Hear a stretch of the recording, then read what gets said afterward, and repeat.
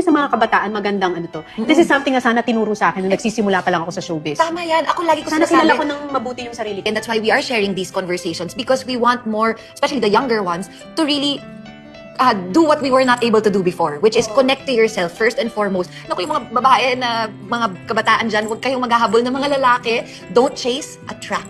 Okay? You have to work on yourself and then, you work on your soul like it's a garden and then the bees will come. The bees are the boys. The bees are the The boys. bees are the boys. Be the beautiful flower Yes. para yung bees ang pupunta. It makes sense, Oh, di ba? hindi pumupunta ang flower, ang bees dapat ang Hindi, pupunta. ikaw, steady I-bloom ka mo lang. yung ano mo. I-bloom mo yung soul mo. I-bloom mo yung sarili mo. Sarili mo. Become the best version of yourself. And by best, I'm not saying you're perfect. By best, I'm saying you're real and you're connected, you're whole. You accept everything about yourself, both the light and the dark. Kasi we are made up of both light and dark. And that's what I keep saying. You have to face your inner demons and you have to accept your toxic traits, your toxic habits, bring them to light and then transform them into positivity. Kasi pain is potential power. Yun yung sinabi ng spiritual teacher.